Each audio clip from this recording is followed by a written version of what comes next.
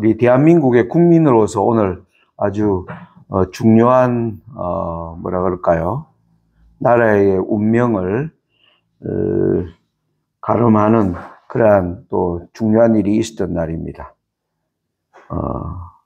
윤석열 대통령이 이제 지난 계엄 이후로 4개월 동안 대한민국이 굉장히 혼란 가운데 있음을 보았고요. 이제 오늘 그 결정을 지었는데 이제 60일 안에 대통령 선거를 하도록 규정되어 있기 때문에 아마 5월이 31일까지 있기 때문에 아마 6월 3일이 아마 대통령 선거를 하는 날이 되리라 생각합니다. 앞에 어떤 일이 놓여 있을까요? 네. 굉장히 혼란한 일들이 기다리고 있을 것입니다. 지금 2025년이 임하기 전에 우리가 2019년부터 시작된 코로나로 말미암아 그때부터 전 세상이 굉장히 혼란 가운데로 사실 여러분 들어간 걸 기억하실 것입니다. 왜냐하면 우리가 지금까지 보지 못한 새로운 전염병이 시작됐거든요. 처음 시작될 때만 하더라도 전염병은 이전에도 있었다 아닙니까? 코로나 바이러스가 일으키는 전염병은 21세기 들어와 가지고 2013년에 사스라고 하는 전염병 여러분 기억하시죠?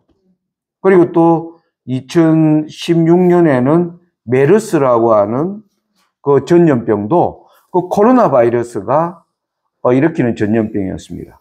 그러다 보니까 2019년 이 전염병이 시작될 때 세상 사람들이 어떻게 생각했느냐 하면 코로나 전염병은 벌써 21세기 들어와 2번이나 있었고 백신이 나오니까 이게 이제 진정이 되었지. 처음에 그렇게 이제 다 생각을 했죠. 근데 이게 보니까 백신이 나와도 해결되지 않는 전염병이라는 걸 이제 깨닫게 되는 겁니다. 왜냐하면 바이러스가 엄청나게 빠르게 뭘 일으키는 거예요? 변이를 일으키는 거예요. 우리 몸 안에서. 우리 몸 안에 들어와서 바이러스가 변이를 자꾸 일으키는 겁니다. 그 원인이 뭘까요? 우리가 유전자로 변이된 지금 식품을 언제부터 1995년에 미국 FDA가 유전자 변형 식품을 우리가 합법적으로 먹을 수 있는 음식으로 지정하면서 이제 이 유전자 변종 식품들이 우리 식탁에 넘실거리게 되었습니다. 그래서 지금 요즘 건강을 생각하는 사람들은 식품점에 가면 내가 사려고 하는 식품이 GMO인지 아닌지 이제 그걸 사람들이 보면서 선택을 하려고 합니다. 아무튼 우리가 살아가는 세상이 이전 세상과 전혀 다르다는 걸 보여준 게 뭐냐 하면은 2019년 12월부터 시작된 코로나 전염병이었죠. 그 이후로 여러분 보세요. 우크라이나 전쟁, 기후위기, 그리고 지금은 경제위기에다가 이제 2025년 트럼프 대통령이 올라오면서 지금 75일 됐어요. 정확히 트럼프 대통령이 지금 취임한 지 오늘이 4월 4일이니까. 75일 사이에 지금 혼란에 빠진 세상을 완전히 그냥 혼란의 도가니로 몰아넣는 일이 지금 전 세상에 벌어지고 있습니다. 이 마지막 시대의 특징이 뭘까요? 마지막 시대의 특징이 무정부적 혼란이 오는 겁니다. 모든 나라가.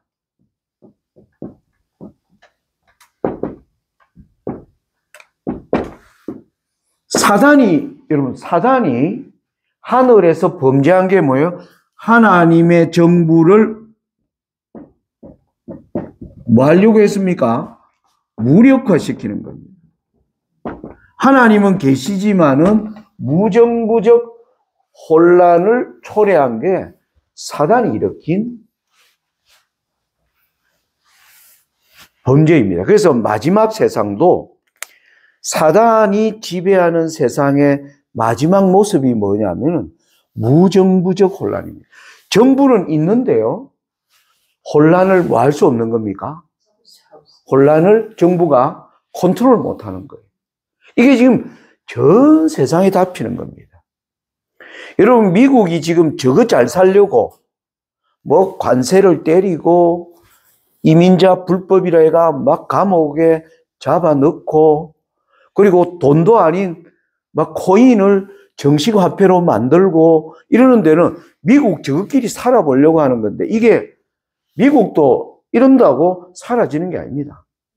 지금 미국과 가장 가까웠던 미국 바로 위에 있는 캐나다가 아예 중국과 지금 가까이 가겠다라고 선언을 해버리고요. 멕시코도 미국 바로 밑에 있는 멕시코도 미국이 자기가 생각한 대로 세상이 가지 않습니다.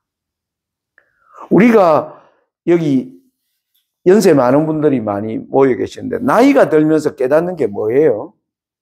제가 나이가 들면서 깨닫는 게 뭐냐면 삶이 내가 뜻을 세운다고 되는 것이 아니다. 젊을 때는 그런 생각, 내가 내 생각과 내 꿈을 가지고 한번 도전해 보면 뭐가 되겠다라는 느낌으로 저도 그렇게 제 가만 젊은 한 40, 50 될 때까지 저도 하나님 믿는다 하면서 내 생각, 내가 가진 욕망, 내가 가진 어떤 꿈, 이걸 향해서 달려갔는데 나이가 딱 들어서 느끼는 게 뭐냐면 배우는 게 뭐냐면 그렇지 않다라는 겁니다. 세상은 하나님의 뜻에 우리가 그분의 뜻, 우리는 그분이 내 생의 주인입니다. 내 생의 주인의 뜻에 우리가 굴복할 때 그때 비로소 우리는 뭐예요? 길이 보이는 거예요. 안정된 길이 보장되어 있고 그 길에 평안과 진정한 행복이 있음을 나이가 들어서 깨닫는 겁니다. 그래서 하나님이 여러분 모세도 40세에 뭐 했습니까? 그의 꿈이 있었습니다. 그의 힘으로 해보려고 했어요. 왜? 그는 그 어머니 요게베스로부터 뭐 자기가 탄생과 관련한 비화를 다 들었을 거 아닙니까? 그죠? 네가 태어날 때 바로 왕이 널 죽이려고 했다. 근데 엄마가 널 살려보려고 하다가 나중에 하다 안 되어서 너를 뭐 했다? 이제 갈대 상자에 넣어서 나일강 바로 강변에 너를 이제 했는데 하나님의 섭리로 바로의 공주가 너를 발견해서 살렸고 그리고 또 하나님의 섭리로 너가 엄마의 젖을 먹고 12살까지 자라도록 했다. 모세가 그걸 들으면서 민족에 대한 꿈을 꾼 겁니다. 그런데 그의 마음속에 뭐가 있었어요? 자기의 힘과 욕망으로 하고자 하나님이 그걸 완전히 내려놓을 때까지 하나님이 기다리시는 거예요. 오늘 우리가 다 나이가 들은 겁니다. 여기 계신 오늘 손님으로 오신 분이 아주 젊어 보이는 분이 와 계셔서 제가 너무너무 감사합니다. 근데 아무튼 여기 우리가 원래 계신 분들은 다 여기 60이 넘은 사람. 60이 넘으면 뭐예요? 70이 넘으면 젊을 때의 꿈이 뭐 한 겁니까? 헛되고 하나님의 꿈으로 우리가 무장되지 않으면 아무것도 안 된다는 거예요. 이제 인생을 통해서 뭐예요? 배운 거예요. 거기서 배웠으면 이제 나이 들어서는 그런 실수를 뭐 하지 말아야 됩니까? 반복하지 않아야 되는 거예요. 누가 바보냐 하면 같은 실수를 계속 반복하는 사람이 뭐예요? 바보예요. 이 길 가가 엎어졌으면 다음에는 그 길을 안 가야 되는 것입니다. 이 길로 가면 뭐예요? 거기에 함정이 있고 낭떠러지가 있고 내가 모르는 또 하나의 위험이 있다고 한다면 다른 곳으로 둘러가야 돼요. 근데 그 길을 계속하면서 거기서 또다시 엎어지는 그 사람이 바로 바보는 다른 게 아니고 바로 그게 바보인 거예요. 그러니까 우리가 지금 여기 모인 우리가 나이가 들어서 이제 옛날처럼 그렇게 사는 길에 설 것인가 아니면 하나님이 주신 우리가 이 나이가 들 때까지 오랫동안 참으신 그 주인 앞에 우리는 어떤 삶을 살아야 될 것인가? 지금 세상이요, 이 코로나와 일어나는 재앙으로부터 뭘 얻지 못합니까? 교훈을 얻지 못하는 겁니다. 세상이 지금 사단이 주는 유혹, 여러분 디모데후서에 보면 악한 자들은 속이고 또 속기도 하나니 그러나 너는 안전한 길에 거하라. 네가 어렸을 때부터 배운 성경은 너로 하여금 실족하지 않게 하는 길이다. 그래서 오늘 우리가 성경을 깊이 이제는 연구할 자리에 서 있어야 합니다. 우리 송 집사님 젊을 때 성경 열심히 연구할 기회를 못 잡았을 때 아마 그렇게 핑계 댔을 거예요. 아이고, 직장 다니라고. 직장도 다녀야 되고. 그러면 다녀오면 뭐예요? 집에 오면 피곤하고. 가족들 부양하느라고 제대로 성경을 아마 공부하지 못했다고 우리가 그렇게 핑계를 대고 살았어요. 근데 이제 나이 들어가 직장에 다닐 일이 없지 않습니까? 그러면 그때 못지않게 내가 열심히 살아가는가 우리 자신을 뒤돌아봐야 돼.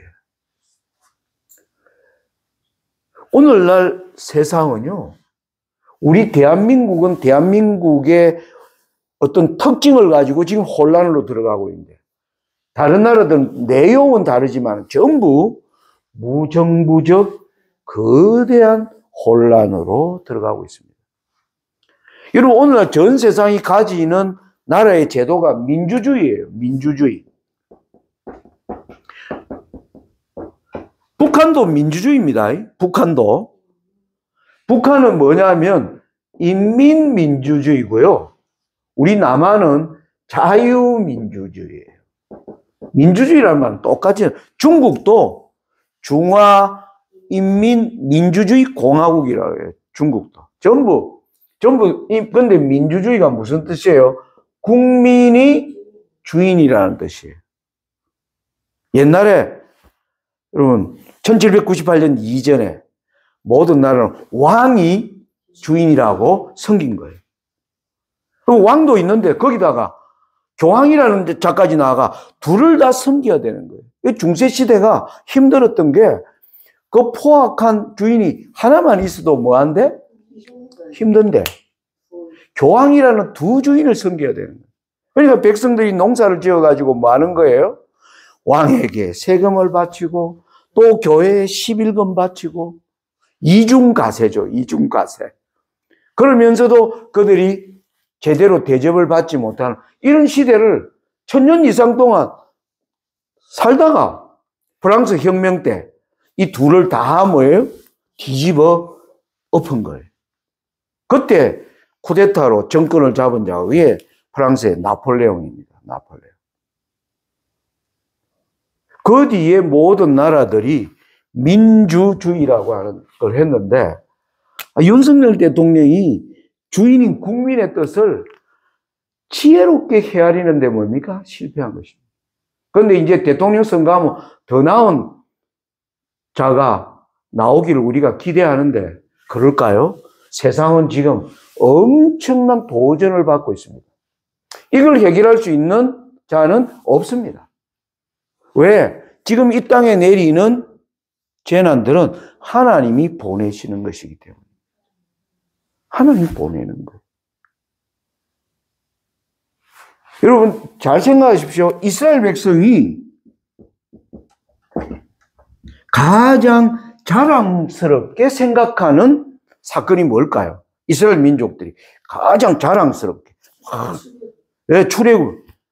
세상 어느 민족 중에 신이 한 민족을 위하여 놀라운 일을 그렇게 행한 민족이 있냐? 없거든요. 이스라엘밖에 없어요. 하나님이 모세를 택하사 바로를 혼내고 그리고 홍해를 가르고 그 민족을 치러 오면 하나님이 모세를 통하여 그 자들을 혼내고 반석에서 물이 없으면 사막에서 물을 내고 40년 동안 이렇게 돌아다니는 백성을 만나러 먹이시고 이런 신이 어디 있느냐. 그래서 이스라엘 민족들이 가장 자랑스럽게 생각하는 게 뭐냐면 우리는 하나님으로부터 특별한 은총을 받았다. 어느 민족에게 없는. 이게 이스라엘이 가장. 그런데 이스라엘이 가장 치욕스럽게 부끄럽게 생각하는 사건이 뭘까요? 네, 바벨론의 포로로 잡혀가는 것입니다. 바벨론 뉴스예요. 여기서 우리는 잘 알아야 돼요. 이스라엘을 이렇게 사랑하신 하나님이 왜 그들을 다시 바벨론으로 보내느냐예요. 그것은 이전에도 이스라엘을 침공하는 나라는 많았어요. 여러분 아시리아도 있었고, 여러분 아람, 블레셋, 에돔, 모압, 암몬, 두로, 시돈, 아람, 그리고 애굽으로부터 수많은 침입을 하죠. 그런데 바벨론 뉴스는요, 그들이 저항하면 안 돼요. 하나님이 보내시는 재앙이기 때문입니다. 그런데 인간이 어찌할 수 없습니다. 하나님이 보내시는 자비의 재앙이에요. 무슨 자비가 섞였습니까? 너희들이 평안한 때에 내가 끊임없이 말한 율례를 너희들이 뭐하지 않고 사느니 계속 불순종하고 사니까 이제 바벨론 가서 한번 살아보라는 거예요. 우상숭배 하니까 우상숭배 본산지에 가서 한번 살아보라는 거예요. 그 삶이 좋은지. 그래서 그들이 그것을 뭘 깨닫는가? 그들이 여호와를 섬기지 않고 우상을 섬겨온 생애가 얼마나 어리석었는가를 어디 가서 깨닫는 거예요? 바벨론에 가서 깨닫는 거예요. 그 70년도가 그거 깨닫게 하고 난 후에 뭐예요? 예루살렘으로 돌아오게 하는 거예요. 여러분, 우리 역사에서 하나님이 세상을 어떻게 통치하는가 우리 잘 아셔야 돼요. 지금 세상에 일어나는 모든 일들은 하나님이 보내시는 거예요. 그래서 대통령 누가 똑똑한 대통령이 올랐다고 이걸 해결할 수 있는 게 아니에요. 이제는 하나님이 보내시는 것에 뭐 할 줄 알아야 됩니까? 거기에 굴복할 줄 알아야.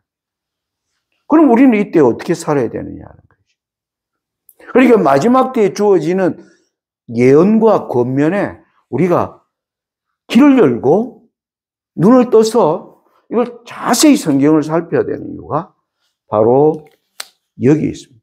세상은 이제 걷잡을 수 없는 혼란으로 들어갈 것입니다. 감당할 수 없는. 자, 제가 그러면서 여러분들에게 강조하는 게 뭐냐면은 지금 신약 성경 가운데 히브리서를 저는 여러분들이 여러 차례 성경 66권 가운데 히브리서를 열심히 좀 읽고 묵상하시라고 저는 여러분들에게 강조를 드리고 싶습니다. 히브리서가 말하고 있는 것은 제가 자주 강조하지만 시편 110편입니다.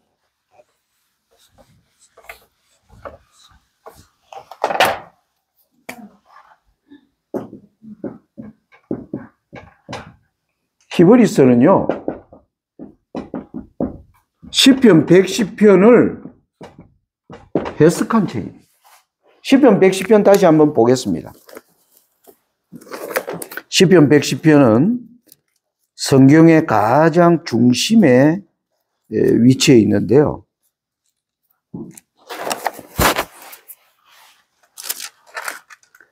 시편 110편 7절까지 있지만 아주 깊은 진리를 담고 있습니다. 시편 110편 1절 같이 한번 읽을까요? 같이 한번 읽겠습니다. 자, 1절 읽겠습니다. 시작. 여호와께서 내 주에게 말씀하시기를 내가 너 원수로 너 발등상 되게 하기까지 너는 내 우편에 앉으라 하셨도다. 여러분, 1절 자체가 뭐냐 하면 거룩한 두 분의 대화예요. 거룩한 두 분의 대화로 시작합니다. 아버지 하나님과 아들 예수 그리스도 간의 대화로 이 시편 110편이 시작한다는 겁니다. 여러분, 우리가 살아가는 세상은 전쟁터입니다. 맞습니까? 그리스도와 사단 간의 전쟁터에 우리는 살고 있고, 때는요, 이 전쟁의 마지막 쟁투에 우리는 지금 와 있어요. 마지막 전투가 치열합니까? 안 치열합니까? 네, 마지막 전투는 정말 치열합니다. 이 전투가 우리는 이 땅에서, 하늘에서 시작된 전투가 이 땅에서 연결된 것은 6,000년입니다. 6,000년. 6,000년의 전투에 우리는 요즘 마지막에 살고 있어요. 그래서 이 전쟁은 아주 치열한 전쟁입니다. 우리가 이 전쟁이 진행되어 온 역사가 특별히 이스라엘 민족을 두고 벌어진 뭐예요? 이스라엘의 역사에서 우리는 이 전쟁의 성질을 뭐 하는 겁니까? 깨닫는 것입니다. 맞아요, 안 맞아요? 이스라엘 백성이 하나님이 지정하신 그 땅을 점령하도록 하는 하나님의 명령을 이스라엘 백성이 어떻게 순종하느냐가 이스라엘의 승리와 실패의 원인이 되었고, 또 그 일이 시행되지 못하도록 사단이 그 일을 얼마나 방해하는가가 이 전쟁의 성질임이, 구약 성경의 기록이 바로 그 역사의 기록이잖아요. 오늘날 이 어떤 사람들은 실제로 지금 이스라엘 땅에서 지금 마지막 전쟁이 하마스와의 전쟁, 헤즈볼라와의 전쟁, 후티와의 전쟁, 그리고 지금 또 시리아까지, 이제는 이란까지 확전되는, 그러니까 고대 시대의 전쟁이요, 마지막 역사에서도 전쟁의 중요한 쟁점이 되는 걸 우리는 지금 보고 있는 것입니다. 그래서 우리가 성경이 말하는 진리의 체계에 대해서 깊은 연구와 이해와 깨달음이 있어야 하는 것입니다. 그러니까 이 전쟁을 이끌어 가시는 하나님은 6,000년에 뭐가 있어요? 하나님은 목표가 있는 겁니다. 그러니까 이렇게 6,000년을 이끌어 가시죠. 여러분, 예레미야 우리 30장 말씀 하나 여기서 잠깐 보겠습니다. 제가 최근에 예레미야서를 좀 자세히 읽으면서 제가 예전에는 주의하여 보지 않은 성경절인데 24절 보겠습니다. 30장 이 성경절이 제게 참 마음에 깊은 좀 감명을 주었습니다. 예레미야 30장 24절 찾으셨습니까? 네, 같이 한번 읽어볼까요? 시작. 나 여호와의 진노는 내 마음에 뜻한 바를 행하여 이루기까지는 쉬지 아니하나니 너희가 말이래 그것을 깨달으리라. 굉장히 의미 있는 말이죠. 여호와의 진노, 하나님의 진노가 어디서 시작되었습니까? 사단이 하나님의 정부를 무력화하는 데서부터 하나님의 진노는 시작되었습니다. 하나님이 만들어 놓은 우주적 평화의 질서가 한 천사에 가진 타락한 욕망으로 인해서 뭐예요? 지금 큰 어두움이 일어난 것입니다. 그걸 지금 수천 년 동안 이끌어가는 것을 여기 예레미야는 여호와의 진노다. 나는 그것이 이루어지기까지. 이 말은 뭐예요? 하나님은 목표를 딱 정했어요. 그 목표를 내가 달성하기까지 하나님은 뭐 하지 않으신다? 쉬지 않으신다. 너희들이 이것을 언제 깨달으리라? 말이래 깨달으리라. 말이래.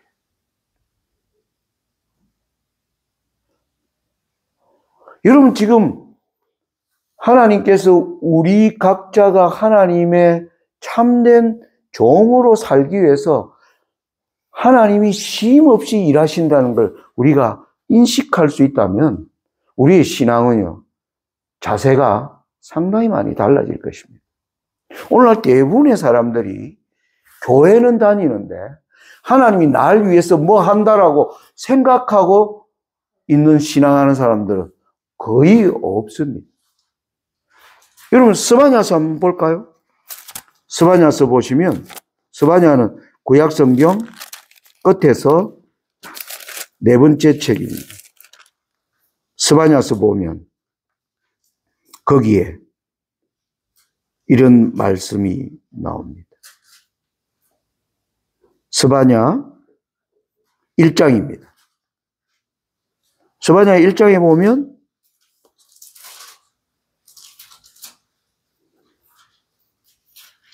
2절에 여호와께서 가라사대 내가 지면에서 모든 것을 진멸하리라. 그러면서 5절 보시면 지붕에서 하늘의 이를 성신에게 경배하는 자와 경배하며 여호와께 맹세하면서 말감을 가리켜 맹세하는 자. 그러니까 하나님을 믿는다 하면서 또 다른 것을 또 믿는 거예요. 그리고 6절 보세요. 여호와를 배반하고 쫓지 아니한 자와 여호와를 찾지도 아니하며 구하지도 아니한 자를 내가 뭐 하겠다? 멸절하리라. 7절 주 여호와의 앞에서 잠잠할지어다. 이는 여호와의 날이 가까웠으므로 여호와가 희생을 준비하고 그 청할 자를 구별하였습니다. 오늘날 마지막 시대 특징이 하나님이 뭘 구별해내느냐 하면은 여호와를 찾는다면서 뭐면 이를 성신에게 경배하고 말감을 경배하는 자를 내가 구별해내겠다는 거예요. 12절 보세요. 그때에 내가 등불로 예루살렘에 두루 찾아 무릇 찢기같이 가라앉아서 심중에 스스로 이르기를 여호와께서는 복도 내리지 아니하시며 화도 내리지 아니하시라 하는 자를 벌하리니. 한마디로 얘기하면 이 사람들의 특징이 뭐예요? 하나님이 내 삶에 상관없다는 거예요. 여러분, 이 예레미야 30장의 얘기는 바로 그겁니다. 하나님이 이 일을 위해서, 우리를 위해서 얼마나 쉼없이 일하시는가를 우리는 성경을 통해서 확인하는 눈이 있어야 돼요. 그래야 이 마지막 때에 살아남습니다. 이게 없으면요, 지금 흔들리면 아무것도 아니에요. 엘렌 주하에서는 지금 이때에 내리는 재앙은 거대한 통에, 물통에 물 한 방울 정도밖에 되지 않는다. 엄청난 일들이 이제 세상에 덮칠 것입니다. 그러니까 지금 우리가 가장 잘 준비되어야 되는 게 뭐냐면 하나님과 나와의 뭡니까? 하나님이 날 위해서 얼마나 쉼없이 일하시는가를 매일매일 확인하면서 살아가는 거예요. 이 신앙이라야 우리가 끝까지 하나님께 충성하는 자리에 서 있을 수 있습니다. 이 히브리서가요, 이 일을 위해서 두 분이 어떻게 일하시는가를 너는 내 우편에 앉아라. 아버지 하나님이 얼마나 열심히 일하시는가. 여러분 요한복음에 보면 예수님이 자주 하는 말이 내 아버지께서 일하심으로 나도 일한다. 네. 예수님이 충성되면 어디로부터 배운 거예요? 아버지로부터 배운 것입니다. 아버지 하나님이 그런 분이라는 거예요. 그러니까 아들아, 너 내 우편에 앉아라. 함께 두 거룩한 분이 우리의 구원을 위해서 세상의 마지막 이 뭡니까? 하나님의 목표를 이루기 위하여 일하시는, 여기에 우리는 또 성령께서 함께 일하시는 걸 우리는 또 알고, 또 하늘의 거룩한 천사들이 이 일에 뭐 하는 겁니까? 또 지금 함께 하는 것을 우리가 말씀을 통해서 확인하는 것입니다. 자, 그런데 왜 이렇게 일하시는가? 아까 시편 110편, 우리 이제 2절로 한번 가볼게요. 시편 110편 2절입니다.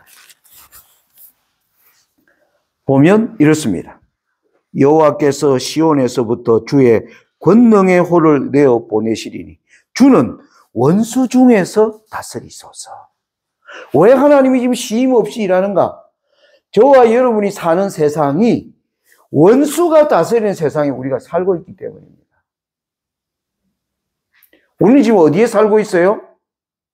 원수가 다스리는 세상에 살고 있는 것입니다. 우리는 선악의 대쟁투를 통해서 압니다. 사단이 합법적이지는 않지만은 더러운 방법으로 아담과 하와를 속여서 아무튼 통치권을 뭐 했습니까? 빼앗았습니다. 그런데 하나님은 그 통치권을 인정을 하되, 왜? 아담과 하와가 하나님 말씀을 따르지 않음으로 말미암아. 그런데 그것은 일시적인 기간이 될 것을 하나님 뭐 했습니까? 선언하십니다. 여자의 후손이 와서 그 통치권을 뭐 할 거다? 회복할 것이다. 그러니까 저와 여러분이 사는 세상이 사단이 다스리는 세상. 사단이 우리보다 힘이 셉니다. 우리는 싸워서 사단을 절대 뭐 할 수 없습니까? 이길 수가 없습니다. 그래서 하나님이 우리를 이 세상에 두시고 우리를 하나님의 사람으로 승리하는 삶을 살도록 하기 위해서 하나님이 쉼 없이 뭐예요? 일하시고 계신 것입니다. 우리가 그걸 이해해야 이 마지막 때에 살아남는 것입니다. 하나님이 그걸 아세요. 그래서 예수님이 십자가에 달려 돌아가시고 그분이 인생이 되셔서 우리가 원수가 다스리는 땅에서 인생이 살아가는 것이 어떠한 것인지 그분이 직접 뭐 하십니까? 체험을 하신 것입니다. 죄를 이기기가 얼마나 어려운지, 죄의 유혹이 얼마나 강한지. 그래서 그분이 친히 우리와 같은 시험을 당했기 때문에 시험 받는 자들을 너무 도우신다라고 얘기해요. 지금 마지막 우리는 이 사역의 이 싸움의 마지막에 지금 와 있는 것입니다. 자, 이걸 깨달으면요. 그 다음에 3절을 보세요. 3절. 주의 권능의 날에 주의 백성이 거룩한 옷을 입고 절거히 헌신하니 새벽 이슬 같은 주의 청년들이 죽게 나오는도다. 한 백성이요. 나오도록 하기 위해서 하나님이 지금 쉼 없이 일하시는 걸 우리가 지금 바라볼 수 있어야 된다 이 말이에요. 주의 권능의 날에. 권능의 날이 뭔지 압니까? 여러분 이런 의미예요. 예수님이 그 니고데모하고 이렇게 대화하는데 보면 그러잖아요. 하나님의 나라를 거듭나지 않으면 볼 수 없느니라. 그러면서 나중에 이 성령으로 거듭나는 것에 대하여 얘기합니다. 그때 니고데모가 이걸 잘 깨닫지 못해요. 그때 예수님이 하시는 말, 너는 유대의 선생이로서 이걸 모르느냐 하면서 예수님이 하시는 말, 바람을 얘기합니다. 바람이 임의로 불매. 어디서 와서 어디로 가는가를 알지 못하는 것 같이 거듭난 사람도 이와 같으니라. 그렇게 바람으로 설명해요. 오늘 우리가 예배드리는 이 자리 지금 이성령님들이 바람이 있습니까? 없습니까? 없어요? 바람이 있죠.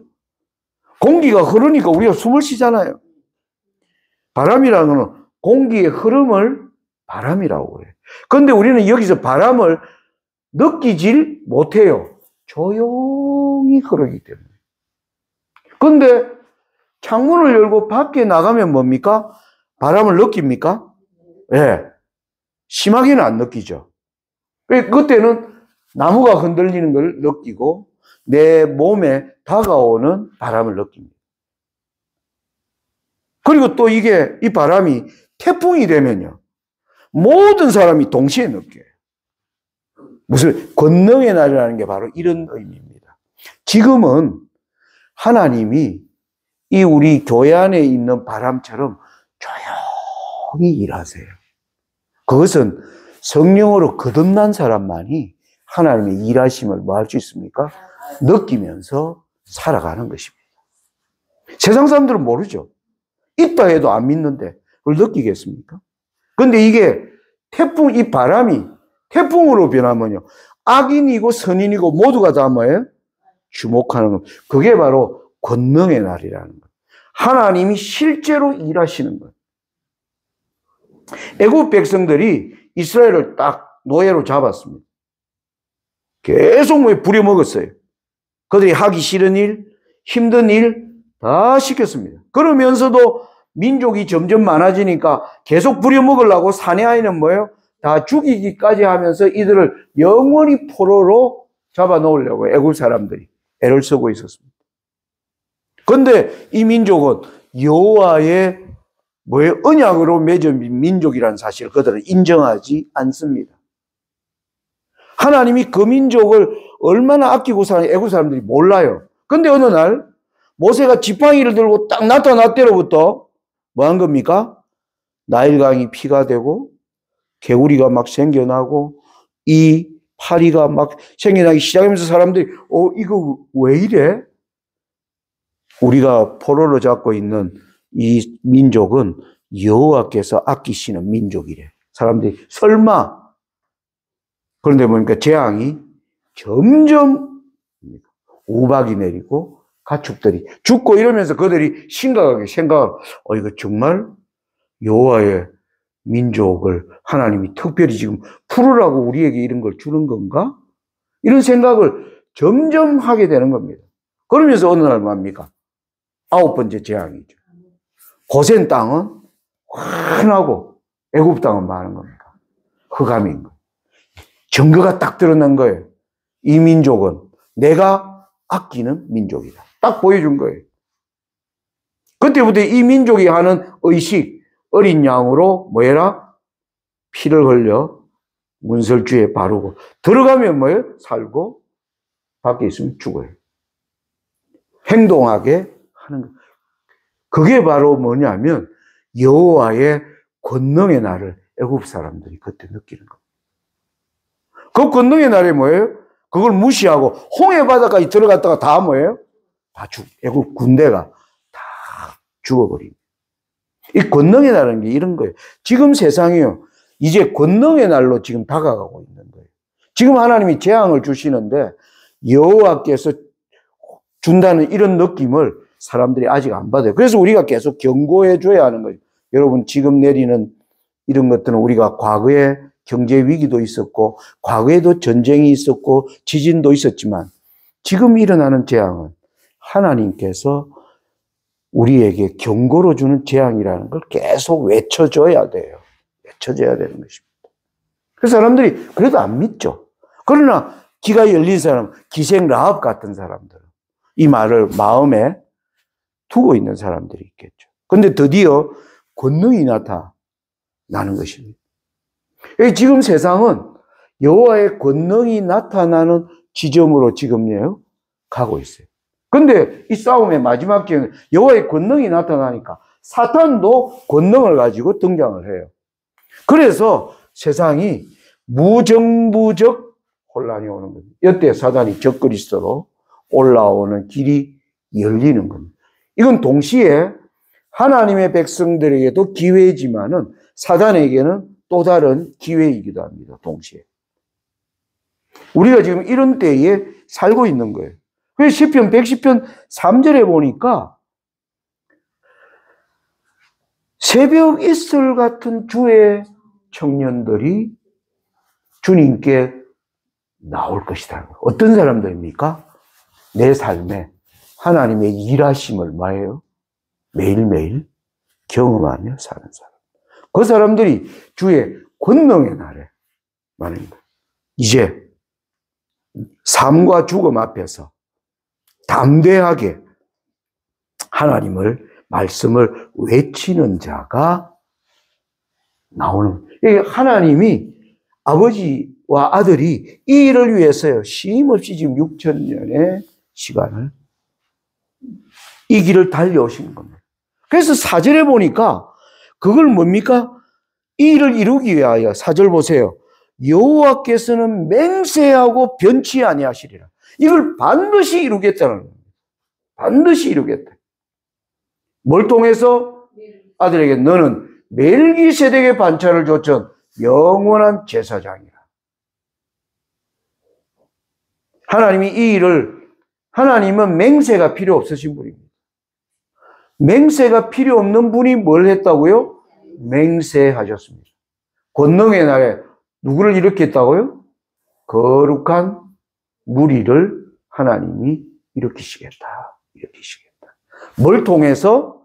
멜기세덱의 반차를 통한 영원한 제사장을 통해서 이걸 이루겠다. 그러면 우리는 이 멜기세덱의 반차를 쫓은 영원한 제사장이신 예수의 하시는 사역을 뭐예요? 잘 이해하고 살아야 해요. 그게 히브리서가 그 내용을 기록하고 있는 것입니다. 그래서 히브리서에 우리 히브리서를 다시 한번 보겠습니다.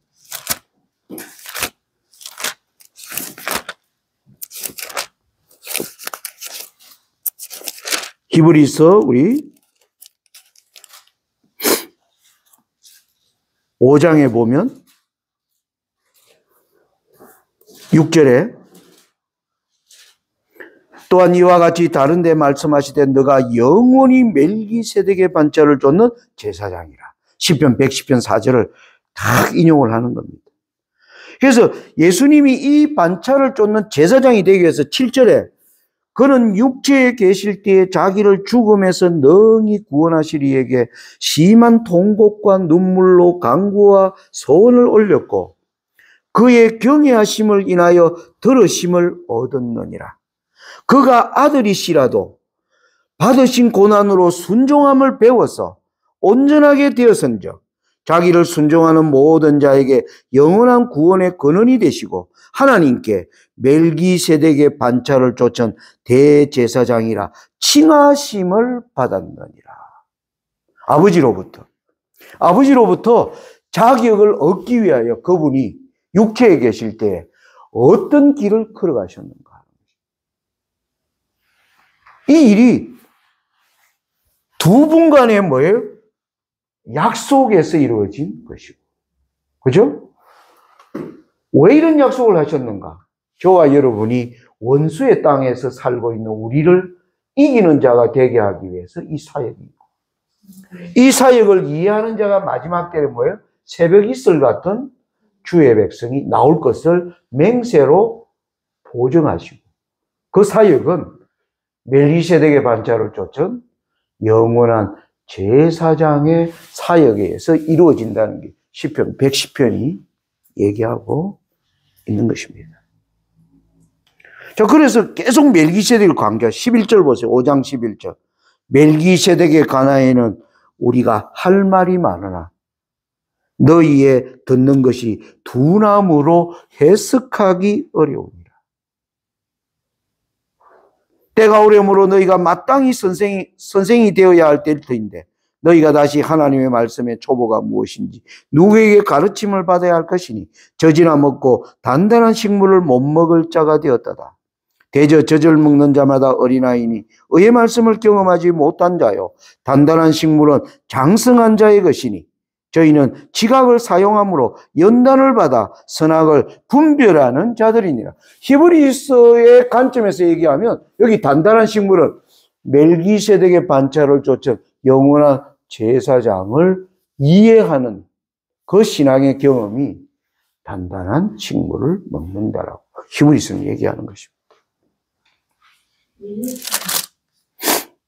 여러분, 그러면서 여러분 또 히브리 6장으로 보면 17절에 히브리 6장 17절에 보면 하나님은 약속을 기업으로 받는 자들에게 겉뜻이 변치 아니함을 충분히 나타내시려고 그 일에 맹세로 보증하셨나니 이는 하나님이 거짓말을 하실 수 없는 이 두 가지 변치 못할 사실을 인해 앞에 있는 소망을 얻으려고 피하여 가는 우리로 큰 안위를 받게 하려 하십니다. 우리가 이 소망이 있는 것은 영혼의 닷 같아서 튼튼하고 견고하여 휘장 안에 들어가나니 거리로 앞서가신 예수께서 멜기세덱의 반차를 쫓아 영원히 대제사장이 되어 우리를 위하여 들어가셨느니라. 여러분 히브리서 본문이 뭘 강조하는지 여러분 이해되십니까? 바로 멜기세덱의 반차를 쫓은 영원한 제사장. 그것이 뭡니까? 튼튼한 닻이라는 거예요. 태풍 치는 바다에서 배가 떠밀리지 않기 위해서는 뭐예요? 닻을 잘 뭐였습니까? 내려야 합니다. 그래서 이 흔들리는 세상 가운데 영원한 다천, 바로 이 멜기세덱의 반차를 좇은 영원한 대제사장의 사역이라고 얘기하는 거예요. 그러면서 7장에는 아예 이제 멜기세덱이 가나요? 이 멜기세덱은 살렘 왕이에요. 여러분, 이게 얼마나 중요한가? 제가 또 하나의 증거를 더 보여드릴게요. 우리 마태복음 24장으로 한번 보겠습니다. 오늘 이 히브리서가 얘기하는 이 멜기세덱의 반차가 영적으로 얼마나 중요한가. 마태복음 24장 보시면 여러분 재림의 징조를 기록하고 있는 장이지 않습니까? 마태복음 24장 15절 잘 아시는 성경절입니다. 한번 같이 한번 읽어보겠습니다. 시작. 그러므로 너희가 선지자 다니엘의 말한 바 멸망에 가증한 것이 거룩한 곳에 선 것을 보거든. 네. 여러분 여기 보니까 우리 재림교회가 이 마태복음 24장 15절을 굉장히 중요하게 지금 해석하고 있지 않습니까? 누가 말한 바? 예, 다니엘의 말한 바. 다니엘이 얘기했어요. 다니엘이 멸망에 가증한 것이 거룩한 곳에 선 것을 보거든. 여러분 어디에 그런 말이 있습니까? 다니엘서에. 예? 그 말이 어디 있어요? 다니엘이 말했대. 다니엘서로 가봅시다. 다니엘 12장 가운데 그 말이 기록되어 있습니까?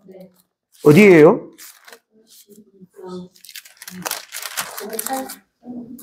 어디에요? 다니엘 12장? 예. 말씀해 보십시오. 11절. 예. 예. 이 말이, 다니엘이 한 말은 지금 전 집사님이 얘기한 다니엘 12장 11절도 있고요. 그 앞에 11장으로 가보세요. 11장도 보면 31절에 한번 읽어보세요. 군대는 그의 편에 서서 영광 것을 드럽히며 매일 드리는 제사를 폐하며 멸망케 하는 미운 물건을 세울 것이다. 예, 아까 12장 11절도 매일 드리는 제사를 폐하며 멸망케 할 미운 물건을 세울 것이며 이렇게 나옵니다. 다니엘 또 8장으로 가보세요. 다니엘 8장. 다니엘 8장 보시면 11절에 또 스스로 높아져서 군대의 주저를 대적하며 그에게 매일 드리는 제사를 제하여 버렸고 그의 성소를 헐었으며 13절 내가 들은즉 거룩한 자가 말하더니 다른 거룩한 자가 그 말하는 자에게 묻되 이상에 나타난 바 매일 드리는 제사와 망하게 하는 죄악에 대한 일과 성소와 백성이 내어준 바 되며 짓밟힐 일이 어느 때까지 이를꼬 하며. 네. 다니엘 8장 11절 13, 14절이 다니엘이 말한 게 이거예요. 매일 드리는 제사를 폐하며 멸망케 할 미운 물건을 세울 거예요. 이게 예수님이 다니엘이 말한 바 멸망에 가증한 것이 성소가 거룩한 곳 아닙니까? 거룩한 곳에 선 것을 보거든. 이 다니엘이 그렇게 말했다는 거예요. 그러니까 다니엘서로 보면 매일 드리는 제사를 폐하며 멸망케 할 미운 물건을 세운다라는 거예요. 여러분 매일 드리는 제사가 뭘까요? 이거는 우리 재림교회가 주석책에 보면 잘 해석해 놓았습니다. 원래 이게 원문에는요 제사라는 단어가 없어요. 쉽게 말하면 형용사만 있고 명사는 없습니다. 히브리어로 보면 타미드를 제하며 히브리어로 타미드를 제하며 멸망케 할 미운 물건을 세운다. 타미드는 형용사입니다. 무슨 말이에요? 매일 드리는 이라는 형용사예요. 끊어지지 않고 계속 된다라는 뜻입니다. 그러니까 성소에서 끊어지지 않고 계속 되는 게 그들이 생각하니까 뭐예요? 제사인 거예요. 그래서 번역자들이 거기다가 뭐예요? 제사라는 단어를 넣어 놓은 거예요. 그러니까 제사라 해도 뭐 틀린 잘못 해석한 것은 아닙니다. 그런데 여러분, 성소에 들어가면 매일 뭐가 있습니까? 번제단에서 불이 올라가고 있고, 그리고 물두멍에 항시 깨끗한 물이 매일 거기에 준비되어 있어야 하고, 휘장 안으로 들어가면 매일 떡이 진열되어 있고, 7 등잔에 뭡니까? 계속 불이 켜져 있고, 분향단의 향이 계속 올라가고, 그리고 지성소로 들어가면 속죄소 위에 하나님의 쉐키나 영광이 매일 뭐예요? 비치는, 그걸 나타내는 뜻이에요, 사실. 그러니까 이게 뭘 나타낼까요? 예수님의 하늘성소 봉사를 설명하는 겁니다. 여러분, 우리 번제단은 뭡니까? 우리의 죄를 십자가에서 바로 희생제물로 자신을 드리시고, 그리고 뭡니까? 물두멍의 물은 우리를 침례로 정결케, 그리스도와 함께 죽고 깨끗함을 입고, 그리고 등잔은 매일 우리를 위하여 진리의 빛을 비추시고, 그리고 매일 우리에게 하늘의 만나를 진선병을 통해 먹이시고, 분향단에서 우리를 위하여 매일 중보하시고, 그리고 지성소로 들어가면 하나님의 율법을 영광스럽게 하시는. 그래서 이 모든 행위가 뭘 나타내느냐 하면 멜기세덱의 반차를 좇은 예수 그리스도의 봉사를 설명하는 겁니다. 그래서 사단이 뭘 피하려고 하는 거예요? 사단이 피하려고 하는 게 바로 그리스도의 봉사를 우리가 보지 못하게, 봉사의 혜택을 받지 못하게 한다는 거예요. 사단의 목표가 그거예요. 사단이 가장 우리에게서 지워버리고 싶은 것, 우리에게 기억하지 못하게 하고자 하는 것은 뭐냐면 바로 아버지 보좌 우편에 앉은 예수 그리스도의 봉사입니다. 그 봉사를 우리는 뭐라고 부른다고요? 멜기세덱의 반차를 좇은 영원한 제사장. 히브리서가 이걸 얘기합니다. 그래서 저는 지금 우리는 이 세상에 이제 언제 하나님의 권능이 갑자기 나타날지 모릅니다. 이건 갑작스럽게 나타납니다. 그게 우리가 지금 매일매일 준비되어 있어야 되는 중요한 이유입니다. 보세요. 모세가 40세 때 한번 해보려 했죠. 그런데 뜻대로 안 됐어요. 하나님이 쉽게 말하면 안 도와줬죠. 그래서 뭐 했습니까? 미디안으로 도망갔어요. 이제 소망도 없어졌습니다. 그냥 양치는 목동으로 40년 살면서 나이도 많아졌고, 그런데 하나님이 느닷없이 나타나신 거예요. 어느 날 불붙은 가시떨기를 봤는데 이상하게 여기서 다가갔더니 뭐예요? 너 발에서 신을 벗으라. 느닷없이 나타나는, 애굽 사람 입장에서도 하나님이 느닷없이 나타나십니까? 느닷없이 나타나는. 어느 날 모세가 지팡이를 들고 오면서 그때부터 애굽에는 열재앙이 쉼없이 재앙이 내리는 거예요. 지금 우리는 세상에 모든 되는 일이 지금 우리에게 뭘 나타내요? 하나님의 권능이 갑자기 뭐 하는 겁니다. 나는 때에 우리는 지금 다가와 있다. 거기에 가장 최선의 준비는 뭐라고요? 매일 주님이 나를 위하여 일하심을 우리는 뭐 해야 돼요? 네, 인식해야 합니다. 말씀 연구를 통해서. 그분이 내 생의 누구이시다? 주인이시다. 그 주인이 무엇을 내게 원하시는가? 그분이 나를 위해서 무슨 일을 하고 계신가? 나는 그분을 위해서 어떤 자리에 서 있어야 하는가? 이게 오늘 우리의 주제가 돼야 합니다. 히브리서는요, 여러분들이 이런 생각으로 히브리서를 읽고 묵상하면 히브리서는 바로 여러분을 그러한 자리로 충분히 데려가는 말씀으로 가득 차 있습니다. 모세가요, 떨기나무 아래서 봤을 때 하나님께 바로 헌신 안 했어요. 여러분, 출애굽기 3장과 4장에 보면 하나님이 지팡이 주는데 모세가 안 가려고 그래요. 아이고, 나는 가도 이 백성들이 나를 안 따를 거다. 그래서 하나님이 보정을 하니까 뭐예요? 나는 말이 어눌해서 안 된다. 그러니까 그래, 너 형 붙여줄게. 그래도 뭐예요? 하나님 다른 사람을 보냈었어 그래요. 모세도 여호와께서 자기에게 어떤 일을 행하시는가에 대하여 아직 희미하게 잘 몰라요. 그런데 하나님의 부르심에 일단 뭐 했습니까? 응답을 했을 때 자기가 가지고 있는 이 지팡이가 권능의 지팡이라는 걸 알게 돼요. 처음에는 툭 던지니까 뱀이 되는 거예요. 바로의 술사도 만들어야 안 만들어요. 그러니까 모세가 생각할 때 이 지팡이 별거 아닌 거예요. 바로의 술사도 뭐예요? 흉내내는 마술인 거예요. 하나님의 일하심이 기이합니다. 하나님이 처음부터 홍해 갈르면 모세가 그 지팡이 갖고 일하려고 할까요? 안 할까요? 예? 지팡이를 아마 우상으로, 지팡이가 아마 우상이 되어버릴 겁니다. 그래서 하나님이 그렇게 안 하시는 거예요. 처음에는 보잘것없이 보입니다. 애굽의 술사도 다 하는 거. 그런데 이게 뭐예요? 날이 갈수록 뭐 하는 겁니까? 누구도 흉내낼 수 없는, 오직 하나님만이 하실 수 있는 그 권능의 호림을 모세도 따라가면서 뭐예요? 배우는 겁니다. 그래서 마침내 가장 온유한 자로 뭐 한 겁니까?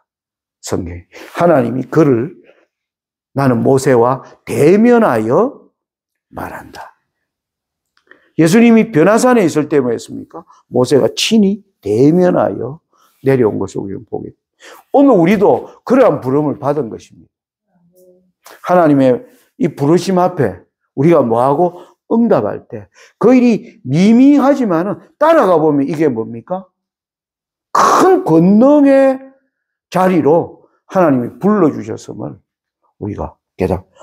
우리처럼 뭐한 사람은 자격 없고 정말 미천한 사람 하나님이 부르셨다.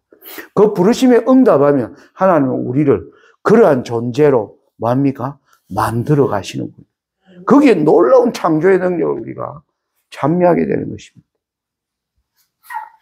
제가 이 히브리 읽으면서 그런 말씀으로 굉장히 많은 감동을 받습니다. 우리가 얼마나 큰 특권, 얼마나 놀라운 부르심을 받았는가. 그 부르심에 내가 응답할 때 얼마나 놀라운 일들이 우리 앞에 진행되도록 하나님이 힘써 일하시는가. 그것을 깨닫는 이 히브리서를 통해서 경험하는 저와 여러분들이 되시길 바라면서 오늘 말씀을 마치겠습니다.